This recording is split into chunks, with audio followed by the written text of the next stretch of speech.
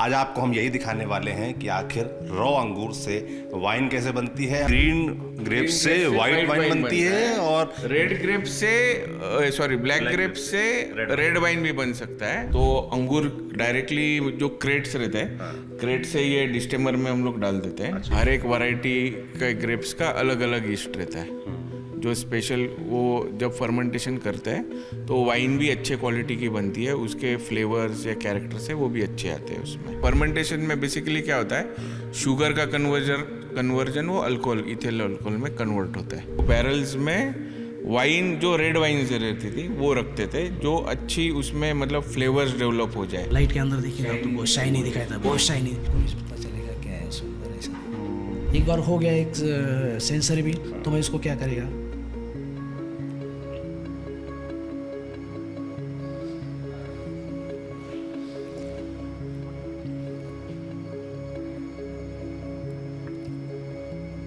Wine पीना है ना तो उसको नशे के साथ नहीं पीना है, आप एंजॉय के साथ पीना है।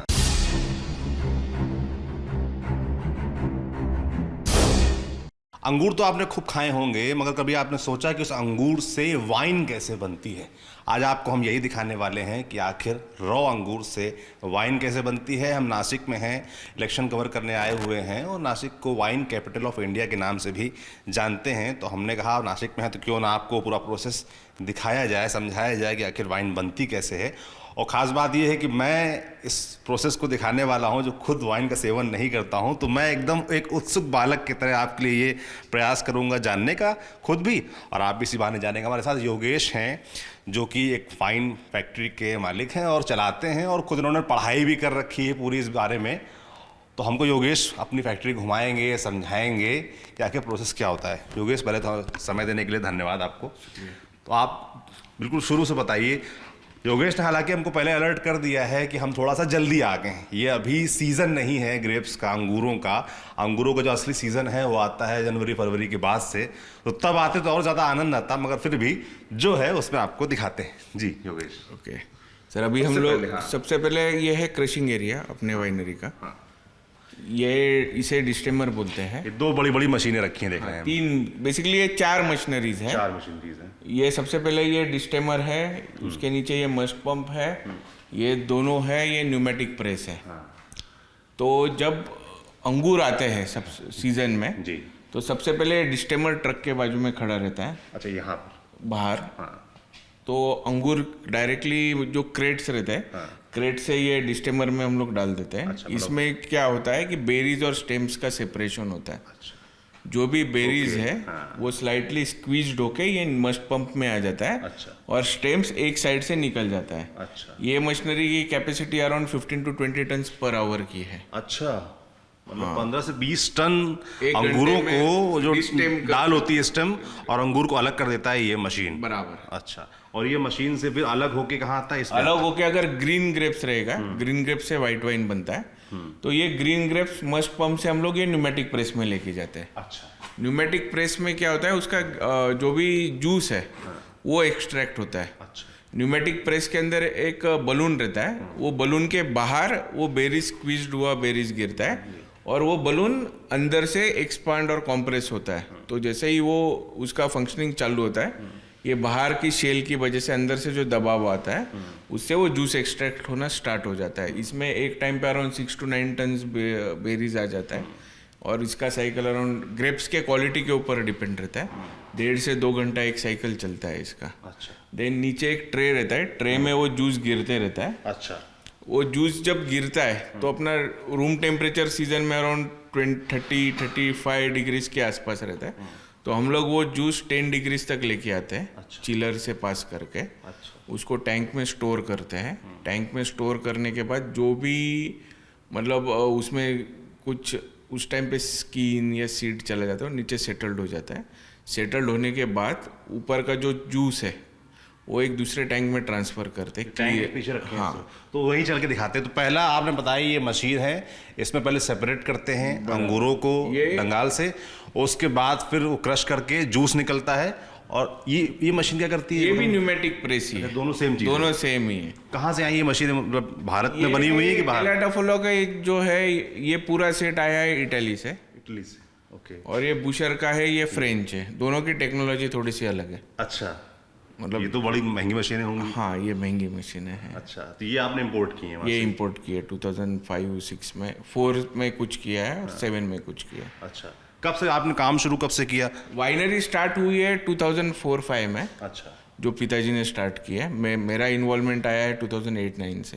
आप बता रहे थे आपने पढ़ाई भी की है इस विषय में। मेरा मतलब कुछ पढ़ाई इसमें हुआ है। और शुरू से कैसा था कि अपने यहाँ पे फॉरेन से वाइन मेकर्स आते थे, तो उनके अंडर भी ट्रेनिंग करके सीखा है ये सब। तो ये चलिए यहाँ पे क्रश हो गया, मतलब जूस ये निकला। जो चीज बताई थी मैंने, ये ग्रीन ग्रेप्स की बताई थी। अच्छा। अभी जो ब्लैक ग्रेप्स है, जिससे रेड वाइन बनता है। अच्छा, आप कह रहे हैं ग्रीन ग्रेप्स से व्हाइट वाइन बनती है, और रेड ग्रेप से ब्लैक ग्रेप से रेड वाइन भी बन सकता है। और अगर इमीडिएटली हम लोग उसको प्रेस करेंगे तो उससे व्हाइट वाइन भी बन सकता है। अच्छा, तो होता या है रोज वाइन भी उससे हम लोग बनाते हैं। अच्छा, तो बट ये बेसिकली ब्लैक ग्रेप से रेड वाइन बनती है और रोज वाइन बनती है ओके, यहाँ पे, अपने यहाँ पे। ठीक है। तो पहला प्रोसेस तो ये हो गया। हाँ, रेड वाइन में क्या होता है, डिस्टेमिंग करते हैं। डिस्टेमिंग करके वो पूरा जो स्क्वीज्ड हुआ ग्रेप्स है वो डायरेक्टली टैंक में हम लोग डाल देते हैं। टैंक में उसका टैंक में लेने के बाद उसका फर्मेंटेशन विद स्किन होता है। जो कलर जो एक्सट्रैक्ट होता है रेड वाइन से, वो उसके स्किन से एक्सट्रैक्ट होता है। तो उसके लिए फिर वो टैंक में अलग थोड़ा सा प्रोसेस करना पड़ता है। तो चलिए अब टैंक के पास चलते हैं। बड़े बड़े पीछे टैंक रखे हुए हैं, इनका क्या काम है? यहाँ तो हमने देखा कि कैसे ग्रेप्स को निचोड़ा जाता है, उनका जूस निकाला जाता है। फिर ये इतने बड़े बड़े टैंक रखे हैं। अच्छा। यहाँ पे अराउंड 2500 लीटर से लेके 20,000 लीटर्स तक के टैंक है ये हॉल में। ऐसा और एक हॉल है हमारा, वहाँ पे अराउंड 5000 लीटर से लेके 30,000 लीटर्स तक का टैंक है। अच्छा, ये मतलब 5000 लीटर से लेकर 20,000 लीटर तक के टैंक हैं ये टैंक हॉल में है। इसमें क्या होता है, इसके अंदर क्या रखा इसमें क्या होता है कि जैसे हम लोग जूस यहाँ पे ट्रांसफर कर दिया, वो जूस फिर एक टैंक से दूसरे टैंक में जब ट्रांसफर करेंगे जूस, तो उसका टेम्परेचर थोड़ा बढ़ने देंगे अराउंड 15, 16, 17 डिग्रीज तक। तो उसके बाद ईस्ट इनोकुलेट करते हैं। ये क्या होता है? ईस्ट एक बैक्टीरिया ही होता है जो वाइन का फर्मेंटेशन स्टार्ट करता है। जैसे ब्रेड से ब्रेड बनता है या दूध से दही बनता है, तो सेम प्रोसेस है। फर्मेंटेशन जिसको बोलते हैं, वाइन में भी वही होता है। बट ये जो ईस्ट इनोकुलेट करते हैं, ये स्पेशलाइज्ड ईस्ट रहता है। अच्छा। ये इम्पोर्टेड ईस्ट रहता है। अच्छा, हर एक वैरायटी का ग्रेप्स का अलग अलग ईस्ट रहता है, जो स्पेशल वो जब फर्मेंटेशन करते हैं तो वाइन भी अच्छे क्वालिटी की बनती है। उसके फ्लेवर्स या कैरेक्टर्स है वो भी अच्छे आते हैं उसमें। तो फिर वो ईस्ट इनोकुलेट करते हैं। ये अपने आप होता है इसके अंदर? नहीं, ईस्ट इनोकुलेट करने की, कल्चर बनाने की एक प्रोसेस रहती है। क्या रहता है उसमें? उसमें क्या करते हैं कि अराउंड 30-35 डिग्रीज तक का थोड़ा वाटर लेते हैं, उसमें वो ईस्ट और जूस थोड़ा सा डालते हैं। तो ईस्ट क्या होता है, वो मल्टीप्लाई होते जाता है। मतलब उसका कल्चर एक डेवलप होता है। और फिर वो कल्चर जब बनता है तो वाइन का टेम्परेचर और उसका टेम्परेचर मैच करके फिर वो टैंक में हम लोग उसको डाल देते हैं। अच्छा, मतलब ईस्ट कह रहे हैं अलग आप प्रोड्यूस करते हैं, और उसमें इस टैंक में वो ग्रेप्स होते हैं। हाँ, वो मिक्स कर दिया जाता वो है। मिक्स करता है। तो उसमें इस फर्मेंटेशन में बेसिकली क्या होता है, शुगर का कन्वर्जन वो अल्कोहल, इथेनॉल अल्कोहल में कन्वर्ट होता है। अच्छा। मतलब जो भी ग्रेप्स की शुगर है वो अल्कोहल में कन्वर्ट होगी। और वो अंडर कंट्रोल टेम्परेचर में करते हैं कि जैसे उसके वाइन में जो फ्लेवर्स आते हैं वो कंट्रोल टेम्परेचर पे ही वो फ्लेवर्स मिलते हैं। इसके लिए टेम्परेचर बहुत ज़रूरी होता है उस टाइम पे मेंटेन करना, कि जैसे उसके अच्छी वाइन बने, उसमें अच्छे नेचुरल फ्लेवर्स डेवलप हो जाए। ये सब चीज़ें देखने के लिए वो एक चीज़ इंपॉर्टेंट है, टेम्परेचर कंट्रोल करना। बिल्कुल। तो ये क्या इसके अंदर फ्रीजर वगैरह भी होता है? इसके अंदर होता है कूलिंग होता है जी। ये जो लाइंस दिख रही है आपको, इसमें से ग्लाइकोल और वाटर सर्कुलेट होते रहता है। अच्छा। तो उससे वो टैंक का टेम्परेचर मेंटेन रहता है। अच्छा, बिल्कुल। और तो कितने समय तक फर्मेंटेशन जो रहता है वो अराउंड 20-21 डेज तक चलता है, अंडर कंट्रोल टेम्परेचर पे। उसके बाद फिर वो रैकिंग करके प्रोसेस है वो करते हैं, और उसके बाद अराउंड 4 to 6 मंथ का वाइन रेडी होने के लिए लगता है। तो इसमें 4 से 6 महीने तक पड़ा रहता है? बराबर नहीं, पड़ा नहीं रहता है। उसका प्रोसेस शुरू, मतलब लैब में उसका एनालिसिस करते हैं, फिर उसमें क्या क्या आगे कब क्या क्या प्रोसेस करना है। जैसे स्टेबलाइजेशन है, प्रोटीन स्टेबलाइजेशन है, फिल्ट्रेशन है, वो सब चीज़ें होने के बाद फिर जब बॉटलिंग के पहले उसको फिर हम लोग कोल्ड स्टेबलाइज करते हैं एंड देन फिर वो बॉटल्ड होता है। बिल्कुल। इसे हम लोग पहले जो वाइन बनाने का प्रोसेस था वो देखते थे, तो बड़े बड़े लकड़ी के कंटेनर रहते थे, उसमें चीज़ें वो वाइन बनने के बाद मैच्योर करने के लिए रखते हैं। अच्छा, थोड़ा सा और बताइए उसको आसान हो जाए। उसमें क्या होता है, अभी पहले बैरल्स आते थे, 200 लीटर्स 225 लीटर्स के बैरल्स आते थे। वो बैरल्स में वाइन, जो रेड वाइन से रहती थी वो रखते थे, जो अच्छी उसमें मतलब फ्लेवर्स डेवलप हो जाए। वाइन का स्ट्रक्चर चेंज होता है, जैसे वो बैरल रोस्टेड रहते हैं तो उसमें वो माइक्रो ऑक्सीजनेशन प्रोसेस वगैरह सब होता है, तो वो वाइन में फ्लेवर्स अच्छे डेवलप होते हैं और वाइन एक मतलब उसकी बात ही कुछ अलग रहती है जब जो बैरल में वाइन रहती है। वो क्या फ़र्क होता है इसे? टेस्ट में फ़र्क रहता टेस्ट है। में फ़र्क हाँ, उसमें समय ज़्यादा लगता है बनने में। उसमें टाइम लगता है, मतलब वो फिर हम लोग रख सकते हैं, मतलब एक बार फर्मेंटेशन खत्म हो जाने के बाद वो अपने ऊपर है, 2 साल रखना है, 5 साल रखना है, 10 साल रखना है, जब तक वो वाइन इंप्रूव होती रहती है तब तक वो रखते हैं। But at a certain period के बाद वाइन इंप्रूवमेंट बंद हो जाता है, फिर वो बॉटलिंग के लिए ले लेते हैं। अच्छा, तो जैसे अभी हमने देखा कि आपने बताया इसमें ये सेकंड प्रोसेस था, फर्मेंटेशन हाँ, फर्मेंटेशन फर्स्ट प्रोसेस फर्स्ट रहता प्रोसेस है। है। हाँ। इसके बाद क्या होता है? उसके बाद फिर स्टेबलाइजेशन रहता वो है, कहाँ पर होता है? सब टैंक में ही होता है, बाहर नहीं निकलता है वाइन। अच्छा। मतलब वाइन को हाथ ही नहीं लगता है जब तक बॉटलिंग करते नहीं है तब तक, मतलब बॉटलिंग के बाद भी हाथ नहीं लगता है।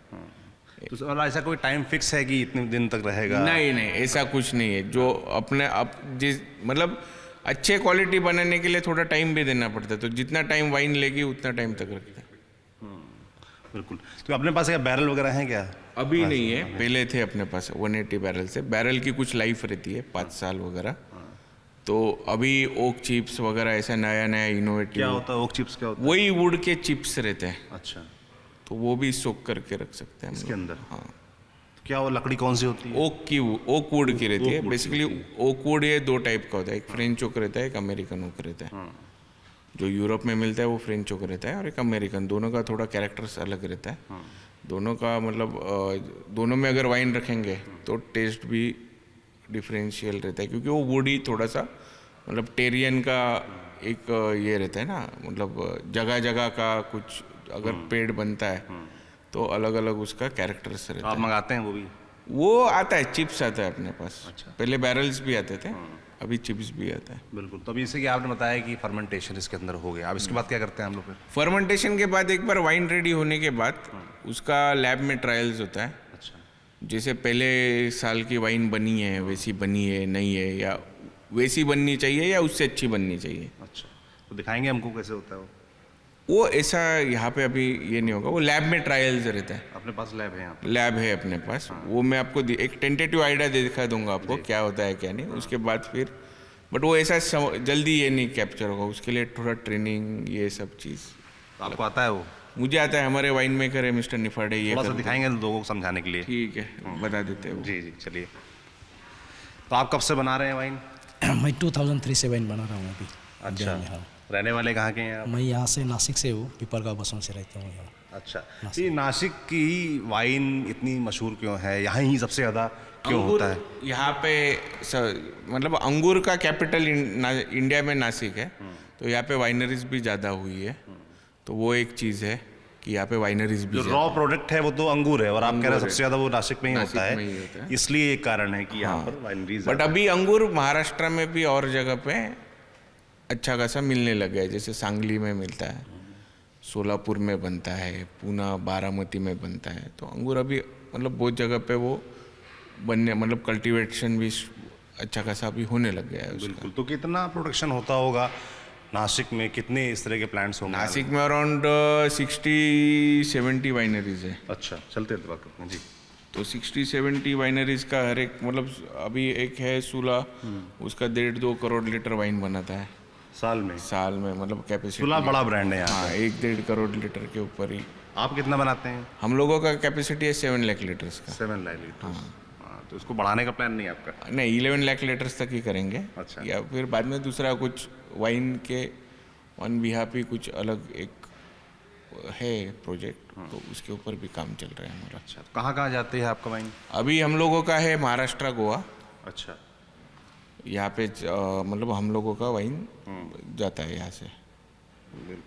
अब जैसे कि हम बड़ा बाहर जो प्रोसेस है वो तो देखते हैं चल के, कुछ चीज़ें मैं और भी जानना चाहता हूँ। जैसे आप बता रहे थे कि अंगूर इसके अलग होते हैं वाइन के, और नॉर्मल जो हम लोग खाते हैं वो अलग होते हैं। वाइन के अंगूर में जूस ज़्यादा रहता है, और जो अंगूर हम लोग खाते हैं उसमें पल्प ज़्यादा रहता है।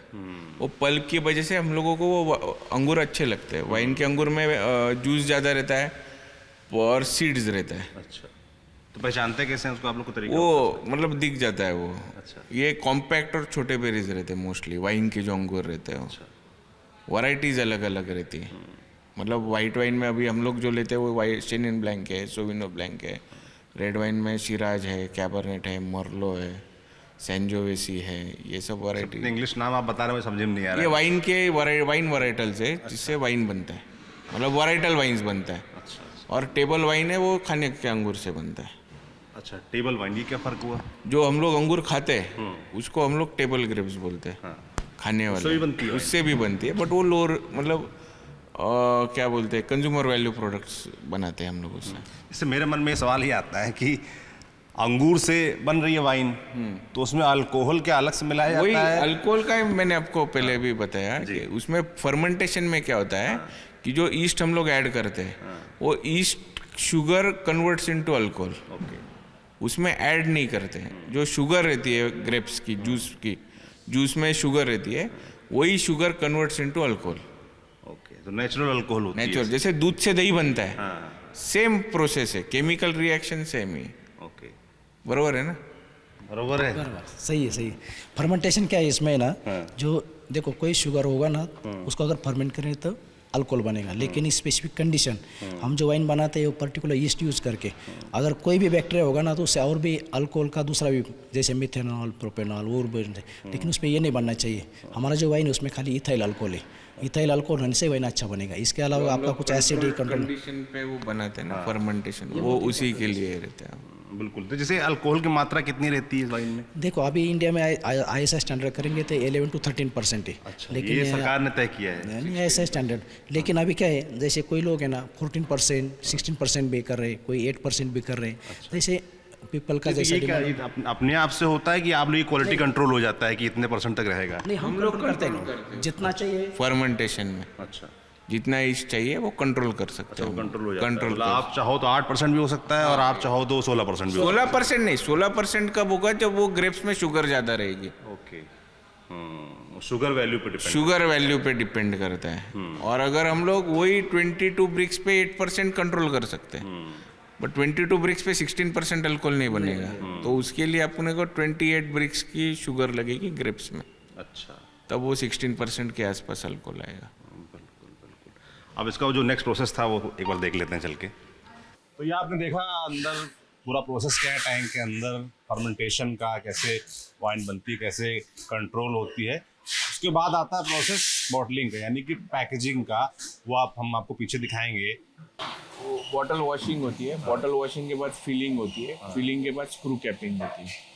Around 1500 to 2000 bottles per hour ये मशीन पे बॉटल्ड होता है। अच्छा, 1 घंटे में 1500 बोतल? 1500 बॉटल के आसपास बॉटलिंग होती है। उससे मुझे कैप्सूल में लग रही है। ओके, तो ये बॉटलिंग का तरीका। उसके बाद इस तरीके के गत्तों में पैक हो बॉटलिंग के जाता है। तरीके के बाद फिर अभी कैसा रहता है कि इंडिया में है ना कि बॉटल हम लोग करके रखते हैं, क्योंकि हर एक स्टेट का लेबल अलग रहता है। मतलब for sale in Maharashtra, for sale in Goa, for sale in Delhi, जो भी है। तो जैसे ही परमिट निकलते हैं, तो परमिट निकलने के बाद फिर वो लेबलिंग करके हम लोग फिर वो डिस्पैच कर देते हैं। तो जैसे एक चीज़ और देखिए, मार्केट में जो पुराना तरीका है वो कांच की बोतलों में बराबर आती थी वाइन, अब थोड़ा कुछ प्लास्टिक जैसी बोतलों में भी आने लगी है। पेट बॉटल्स रहती है कुछ। क्या फर्क है उसमें? ये फूड ग्रेड मटेरियल पेट का जो रहता है, पेट बॉटल्स, तो इसमें कुछ लो रेंज प्रोडक्ट्स अभी मार्केट में आने लग गए हैं। उससे क्वालिटी फर्क भी होता है? क्वालिटी में नहीं इतना ये होता है, मतलब वेरिएशन नहीं आएगा कुछ। ज्यादा बेहतर क्या है, कांच की बोतल वाली लेना है? कांच की बोतल तो एनी टाइम अच्छा ही है, बट अभी नए नए कुछ इनोवेशंस होते हैं, तो उसके लिए ये सब चीजें होती है। वो वाली सस्ती पड़ती है, ऐसा होता है? वो हाँ, कॉस्ट वाइज वो थोड़ी कॉस्ट इफेक्टिव है। ड्यूरेबिलिटी कैसी है वो, उसमें उसके अंदर रहने में कोई दिक्कत तो नहीं? क्वालिटी उसकी क्या? नहीं, ये जो भी पेट में वाइन बनती है वो जल्दी शेल्फ से भी खत्म हो जाती है। मतलब लो रेंज प्रोडक्ट्स बेसिकली रहते हैं, तो वो जल्दी खत्म भी हो जाते हैं। तो मार्केट में ज्यादा दिन तक रहते भी नहीं। ओके, ठीक है। इसी अपने यहाँ कॉस्टिंग क्या रहती है, मतलब कितने से लेकर कितने तक की शराब? अभी हम लोग जो बनाते हैं हमारे पास MRP 140 रुपीज MRP से लेके 1600 रुपीज तक MRP का वाइन बनता है। मतलब 140 रुपीज में 1 लीटर और नहीं 140 रुपीज में 330 ml का स्पार्कलिंग वाइन है अपना एक, वो 12.5% अल्कोहल है, उसमें व्हाइट स्पार्कलिंग रेड स्पार्कलिंग दोनों भी आता है। और जो प्रीमियम है वाइन है 1599 का है, वो 2013 के हार्वेस्ट का वाइन है, सैंजोएसी रिजर्व करके 2013 में हार्वेस्ट किया हुआ है। अच्छा, वो तो 11 साल हो गए। हाँ मतलब अच्छा, एज का फैक्टर रहता है, Age जितनी factor पुरानी हाँ वाइन उतनी बेहतर वाइन। एज फैक्टर है, बट वो उतना हम लोग उसको केयर भी करते हैं, उतने साल रखना है तो उसका एनालिसिस होता है, प्रॉपर मेंटेन होता है, तो ये कॉस्ट उसकी वजह से बढ़ जाती है फिर। अच्छा, तो मतलब कितनी पुरानी हो सकती है वाइन, कितनी भी हो सकती है? वाइन कितनी भी पुरानी हो सकती है, 10 साल 20 साल भी हो सकती है, बट उसको प्रॉपर मेंटेन करेंगे तो ही रहेगी। मेंटेन करने का तरीका क्या होता है? मतलब उसको ठंडी रहनी चाहिए, मतलब कंट्रोल टेम्परेचर पे रहनी चाहिए, ज्यादा सनलाइट का ये नहीं आना चाहिए। जैसे मान लीजिए आपके यहाँ जो वाइन बनती है वो कोई ले और अपने पास कंट्रोल तरीके से रखे तो सालों साल रख सकता है, ऐसा भी होता सालों साल नहीं, एक पैक बॉटल अगर आप लेते हो, पैक बॉटल की मतलब अभी हम लोग कुछ कॉर्क बॉटल, मतलब कॉर्क बॉटल्स प्रीमियम वाइन में यूज करते हैं, तो कॉर्क की लाइफ अपने अराउंड 10 इयर्स तक है, तो 10 इयर्स तक वो अगर आप अच्छे से रखोगे तो रह सकते जो आप बता रहे हैं कि ठंडा एनवायरनमेंट होना चाहिए, अच्छे से गर्मी रखोगे सनलाइट तो नहीं रह होनी सकते चाहिए, हो, हाँ। तो रख सकते हैं, रख तो वो सकते क्वालिटी बेहतर होती रहेगी।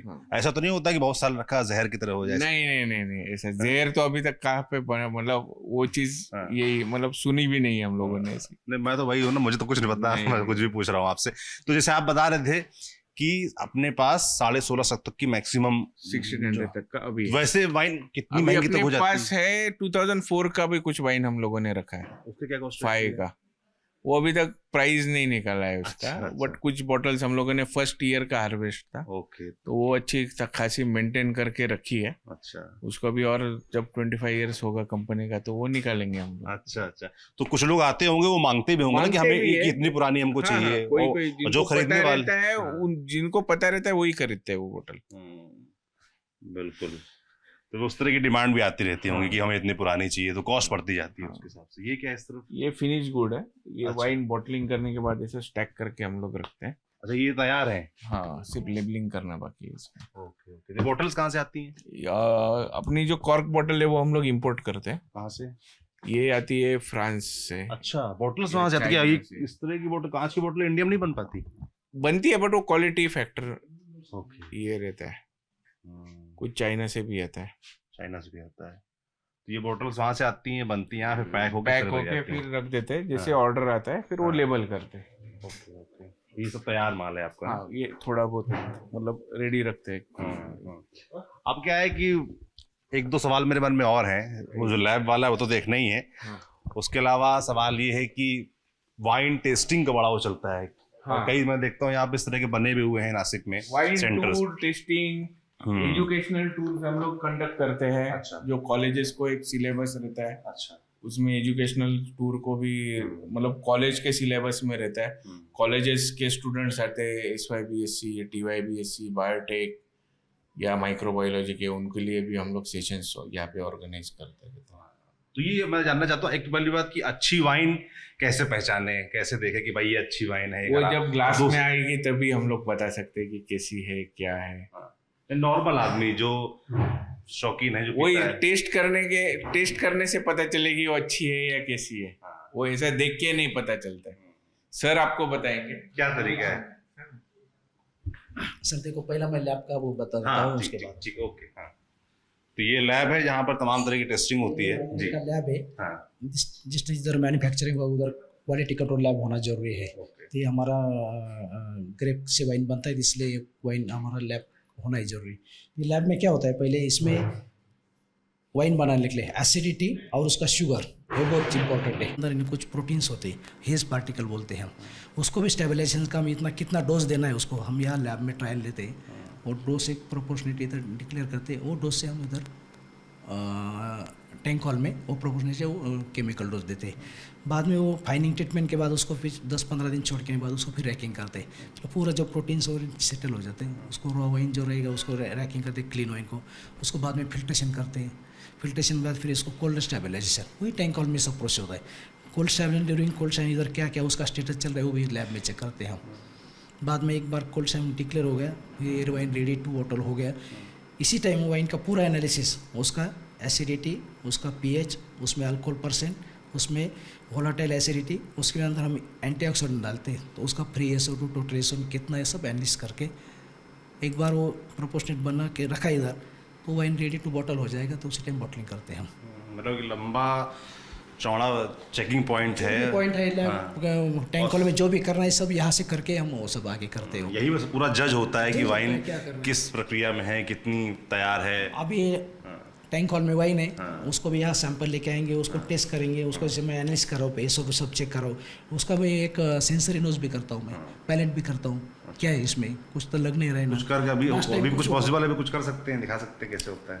समझो मैंने अभी वाइन लेके आई है टैंक हॉल से, तो इसको मैं इधर लैब में एनालिस कर रहा हूँ, ये वाइन को लेगा तो मैं भी इसका फिजिकल अपीयरेंस देखेगा, फिजिकल बाहर से वाइन कैसा है दिखने को ये सब। तो ये बाहर से दिखने में अभी वो बहुत ही क्लीन होना चाहिए, उसके अंदर कुछ भी सेडिमेंट नहीं होना चाहिए समझो। एक दूसरी आपको वाइन दिखाता हूँ मैं, फॉर एग्जांपल मुझे क्लीन वाइन, ये हमारा ये वाइन है, मेरे ये रेडी है, ये रेड है, रेड वाइन है।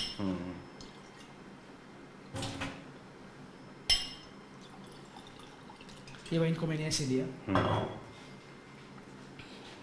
अब इसका फिजिकल अपीयरेंस क्या करेगा मैं, इसको लाइट के अंदर देखेंगे, ये कितना क्लीन दिखाई देता है, देखो मेरे को ये बहुत ही ट्रांसपेरेंट दिखाई देता है, लाइट के अंदर देखेंगे तो बहुत शाइनी दिखाई देता है, बहुत शाइनी, देखो ना भाई सीधा शाइनी दिखाई देता है, हाँ बिल्कुल दिख रहा है, कुछ भी अंदर उसके अंदर सेडिमेंट और कुछ नहीं, शाइनी दिख रहा है। तो फिजिकल अपीयरेंस एक बार मेरा हो गया, फिर मैं उसका नोज लेता हूँ ना, तो उसके अंदर क्या क्या नोज समझो, ये आप लीजिए समझो, आपको भी पता चलेगा क्या है उसके अंदर ऐसा। महक तो मुझे तो सिरप सी लग रही है। जी ठीक है, वो जैसे वाइन के बारे में थोड़ा जानकार होगा उसी तरीके से देखते हैं। अगर मैं इसके बारे एक बार नोज मेरा फिजिकल अपीयरेंस हो गया, फिर नोज ले लेता हूँ ना, इसके अंदर मेरा जो एंटीऑक्सीडेंट डाला है वो कुछ प्रोपोर्शनेट में है या कुछ में कुछ ज़्यादा है, तभी मेरे को ये बहुत ही रेंज में है, उसमें कुछ ज़्यादा नहीं है। ये तो आप इसको पहले आपने देखा कि अंदर दिख कैसा रहा है, प्रॉपर क्लीन है कि नहीं, उसके बाद फिर आप इसको सूंघ रहे हैं, उससे भी चेक होता है। हाँ सुन, ये सब मैं जो बोल रहा हूँ ये सब टेक्निकल पॉइंट है, अच्छा, फिजिकल अपीयरेंस ये भी पॉइंट है। ये लेमैन के लिए आम आदमी नहीं कर सकता, आप एक्सपीरियंस नहीं। हाँ इसीलिए तो अभी मैं ये नोज ले रहा हूँ, ये भी इसमें मैं डिटेक्ट कर रहा हूँ कि इसमें कुछ तो एंटीऑक्सीडेंट ज़्यादा नहीं है, दूसरी बात उसके अंदर कुछ वोलेटाइल एसिड नहीं है, उसके अंदर कुछ फ्लेवर क्या है, तो फ्लेवर को भी अभी ये वाइन मैंने लास्ट टाइम अगर टेस्ट किया हो तो उस टाइम क्या था, अभी इसमें क्या फ्लेवर है समझो। समझो इसमें कुछ स्पाइसी फ्लेवर है, कुछ उसका कुकड़ो, कुछ फ्रूट का फ्लेवर, फ्रूटी फ्लेवर है समझो, वो मैं जज करता हूँ। और टैंक को मेरे को लास्ट टाइम किया तो पता रहता है ना, वो होने के बाद एक बार हो गया एक सेंसर भी, तो मैं इसको क्या करेगा,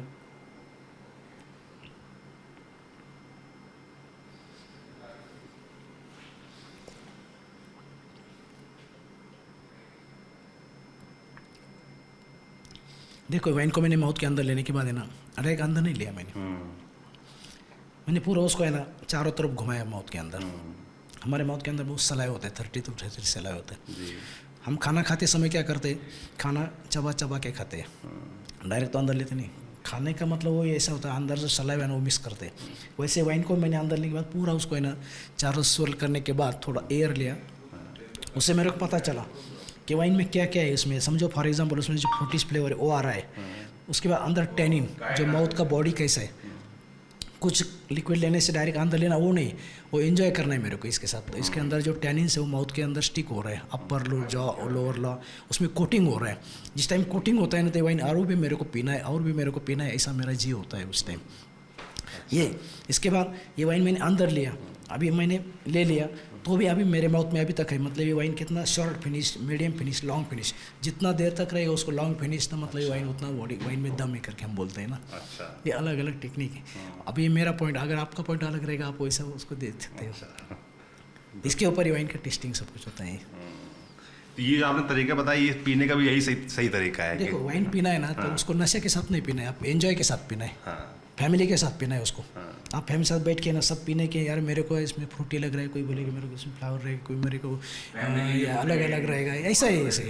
वाइन को आप है ना उसको है ना as a family drink, as a enjoy करके पीजिए। हम भी घर पे बैठे ना उसके साथ अभी वाइन पी रहे हैं ना, अभी मैंने ये लिया, मेरे को समझे एक अलग लगा, और भी दूसरा फील होगा, तीसरी बार उस और भी तीसरा फील होगा। डिपेंड मेरा माइंड उसके साथ कितना जॉइंट है उसके ऊपर डिपेंड है। मतलब आप कह रहे हैं ऐसा एंजॉय करने का है नहीं, मेरे को। वाइन को ऐसे नहीं पीना है कि भरा ग्लास में और गड़ाक से पी गए। नहीं, हाँ। एंजॉय करना है इसके साथ, अच्छा, एंजॉय के साथ ही पीना है सब। तो आप इसको है ना और इसको एज ए मेडिसिन करके आप पियो। एक दिन में आपको 330, 40, 400 में बहुत सफिशिएंट हो गया। एंजॉय कीजिए, आपका डाइजेशन सिस्टम सब कुछ अच्छा था sir. It is not it is actually a crafted product, right? So it is not an industrial product like whiskey, gin, vodka, rum, tequila. These are all industrial products. This is a crafted product. So the difference is every year the harvest is different. The grape flavors are different because of the atmosphere, because of the terroir. So that is why every year the wine will be different. Every vintage will be different. That is it. बिल्कुल आप कह रहे हैं कि इसको wine को एक आम अल्कोहल की तरह ना माने, क्योंकि वो इंडस्ट्री में बनती है और ये एक नेचुरल प्रोसेस है, क्राफ्ट है पुराना, बिल्कुल एग्रीकल्चर बेस्ड है। मगर फिर भी जो एक चेतावनी होती है वो हम बोल दें कि भाई alcohol is injurious to health, तो देख समझ के सेवन करें। बाकी इसकी मतलब होता है ना कि बहुत लोग शराब को लेकर अपने देश में बहुत सारी वो भी है ना कि ज़्यादा पीते लोग, तमाम लड़ाई झगड़े उसी की वजह से होते हैं। Reason behind it that the government of India speaking Hindi, इसका मेन कारण ये है कि शुरू से जब इंडिपेंडेंस के बाद से हमने वाइन को, सारे लिकर को, मतलब इंस्टेड ऑफ ये जिन, वोडका, रम, तकीला, विस्की, ब्रांडी और इवन वाइन, इसको हमने एक ही कैटेगरी में रखा है। अगर हमने इसको डिफरेंट कैटेगरी में लिकर और वाइन की कैटेगरी को डिफरेंट कर दिया होता तो लोगों की परसेप्शन जो है वो बिल्कुल अलग हो जाती। आज क्या हुआ है कि लोग वाइन को भी लिकर ही मान रहे हैं, which is very different. Liquor is a distilled product, wine is a fermented product. तो ये जो कैटेगरी है, कैटेगराइजेशन जो है वो आम आदमी को बिल्कुल नहीं पता है। वो पता होना बहुत ज़रूरी है कि वाइन में और लिकर में डिफरेंस क्या है। There are three types of liquor, like fermented and distilled, fermented, distilled and flavored. So in the fermented category you have wine and beer and cider. These are the category for fermented. Then gin, vodka, rum, tequila, whiskey, brandy, these are fermented and distilled product. These are industrial products. And liquor and liqueur में क्या फ़र्क है ये भी पता होना बड़ा ज़रूरी है लोगों को। liqueur, when liquor is given a certain kind of sugar, added sugar, and it is with herbs, mixed with herbs or certain flavors, it becomes liquor, becomes liqueur. उसका alcoholic content भी 55% होता है और which is mainly consumed after dinner, like dessert you consume, वो उस समय consume होता है। तो liquor, liqueur और wine में फ़र्क लोगों को बताना बड़ा ज़रूरी है। बिल्कुल, मतलब आप एक तरीके से कहना चाह रहे हैं कि वाइन को लिकर ना माने, नहीं, शराब ना माने उसको। नहीं, शराब है वो, हाँ। फर्मेंटेड प्रोडक्ट, जैसे बियर भी शराब ही है। हाँ। लेकिन वो उसमें अल्कोहलिक कंटेंट जो है वो कम है। और ये एक, अगर आप उसको एक प्रोफेशनल वे में देखेंगे तो wine is a totally natural product. कितना ठीक है पीना क्योंकि उसकी तो कोई सीमा है नहीं। Form of alcohol are bad. ये कहना कि wine is good for health, I will not say this. Internationally it is been proved that all form of alcohol are bad, but yes, क्योंकि उसमें लिकर में 42% अल्कोहल होता है और इसके अंदर 13-14% अल्कोहल होता है। तो ऑब्वियसली आज जो आफ्टर कोविड जो है लोगों का माइंडसेट जो चेंज हुआ है वो लो अल्कोहल वाइन्स और लो अल्कोहल प्रोडक्ट्स की तरफ जा रहा है, तो उसमें ये कैटेगरी ज़्यादा फिट बैठती है। हो गया यहाँ तो प्रोसेस पूरा हम समझ गए ना, बचा है हमको जो भी बताने के लिए। बस अभी लैब में जो है सब मैंने बता दिया। हाँ, थोड़ा सा मुझे नासिक में जो डिस्टिलरीज हैं और नासिक में वाइनरीज हैं उसकी हिस्ट्री जाननी है, आप बता। हाँ जी जी, मैं पूछ लेता हूँ। तो जैसे अभी तो हमने पूरा प्रोसेस समझ लिया है, पर नासिक बड़ा मशहूर है, वाइन कैपिटल ऑफ इंडिया भी इसको कहते हैं, और ढेर सारी डिस्टिलरीज हैं, सबसे ज़्यादा वाइनरीज भी यहीं पे, सबसे ज़्यादा वाइन बनता भी यहीं है। इसका कारण क्या है? थोड़ा हिस्ट्री जानना चाहता हूँ मैं, नासिक में कब शुरू हुआ? बेसिकली वाइन जो नासिक है वो एक तरीके से वाइन कैपिटल ऑफ इंडिया और ग्रेप कैपिटल ऑफ इंडिया भी कहते हैं उसे। रीज़न उसका ये है कि यहाँ पर जो माइक्रो एंड मैक्रो क्लाइमेट है वो it's very suitable for the grape cultivation. और यहाँ इसीलिए इसी जो कि डे और नाइट का टेम्परेचर डिफरेंस है वो अराउंड 10 डिग्री सेल्सियस के करीब है। ये एक रीज़न है जिसकी वजह से यहाँ पे वाइन ग्रेप्स जो हैं वो हम कल्टीवेट कर सकते हैं बड़ा इजीली, और ग्रेप के लिए ये एटमॉस्फेयर बिल्कुल वायबल है। और ये जो एटमॉस्फेयर यहाँ का है इसको टेरोयर बोलते हैं। ये terroir actually man made terroir है। This is it's not a natural terroir. Why it is not natural terroir? because dams are created around, lot of dams are created around Nasik. So these dams create a difference of temperature in day temperature and night temperature. That is why this macro climate is very important for the cultivation of grapes, that it has become viable for cultivating the grapes. That is the reason. बिल्कुल। आप शुरू में उसका बता रहे थे, इतिहास भी बता रहे थे कि कब शुरू हुआ यहाँ पर, पहला प्लांट कौन सा था, किसने शुरू किया वाइनरी वगैरह? हाँ जी। महाराष्ट्र में सबसे पहले वाइनरी आई 1984 में, शैटो इंडेज करके। ये इंडियन कंपनी थी? इंडियन नारायण गांव में ये कंपनी बेस्ड है। अच्छा। ये फर्स्ट इंडियन वाइनरी है जो स्टार्ट हुई थी। देन इसके बाद फिर एक पिम्पेन करके आई कोऑपरेटिव कंपनी। उसके बाद मेरे ख्याल से ग्रोवर सूला। Chateau Indage was started by Shyamji Rao Chogle, who is also referred as the father of Indian wine industry. So he came from California and he observed that there is you see on the map, if you see the California and India, in Nasik comes on the same line. So the reason behind that, he saw a similarity between the Californian soil and Narayangaon soil, which is तो वो California में रहते थे, वो California यहाँ पर आए और यस, तो वो उनको यहाँ का जो एटमॉस्फेयर है वो बिल्कुल सूटेबल लगा, तो ही setup a winery here in Narayangaon. तो that was the first winery in India. और उन्होंने सबसे पहले मार्क्विस दी पॉम्पदर एक स्पार्कलिंग वाइन बनाई, sparkling wine on the lines of champagne. तो शैम्पेन मेथड को वो उन्होंने यहाँ पर पहली बार लेकर के आए और उन्होंने यहाँ एक स्पार्कलिंग वाइन बनाई, मार्क्विस दी पॉम्पदर, और which one A bronze medal in London wine festival in 1984। और उसके बाद फिर ये क्रम चलता रहा। अब अभी आज की तारीख कितनी? फिर उसके बाद 2001 में जब यहाँ पे पोटेंशियल को रिकॉग्नाइज किया बाकी के लोगों में ने, तो फिर श्यामजी राव चोगले ने एक एसोसिएशन बनाई, all India wine producer association, और उसके थ्रू इन्होंने महाराष्ट्र गवर्नमेंट को इंसिस्ट किया कि एक महाराष्ट्र की ग्रेप प्रोसेसिंग पॉलिसी आए। तो एक ग्रेप प्रोसेसिंग पॉलिसी 2001 में आई, जिसके बाद से जो बहुत सारे इंसेंटिव्स दिए गए, गवर्नमेंट ने बहुत ज़्यादा हेल्प किया, और उसकी वजह से यहाँ वाइन प्रोडक्शन का फ्लरिश हुआ है। बिल्कुल, ये पूरा इतिहास हो गया, पूरा प्रोसेस हो गया, सही तरीका। अभी कुछ बाकी है? हाँ चलते हैं, ये ख़त्म कर देते हैं, इसको फिनिश कर देते हैं यहाँ पर। तो ये पूरा आपने प्रोसेस देख लिया, जो तरीका होता है बनाने का पूरा, वो आपने देखा समझा। कैसे वाइन को टेस्ट करना है, कैसे पीना है, कैसे कंज्यूम करना है, वो देखा। नासिक में क्या इतिहास रहा है वाइन का, कब शुरू हुई और कैसे आगे बढ़ी, ये आपने देखा। तो ये पूरा प्रोसेस आपने देखा, आपको कैसा लगे हमें कमेंट बॉक्स में लिखकर ज़रूर बताएं। बाकी जैसे भाई साहब ने कहा था कि किसी भी प्रकार की शराब सेहत के लिए हानिकारक है, तो देख संभल कर अपने रिस्क पर पिए। बाकी ये पूरा वीडियो आपको कैसा लगा हमें कमेंट बॉक्स में लिखकर ज़रूर बताएं। देखते रहिए TV9 डिजिटल। शुक्रिया।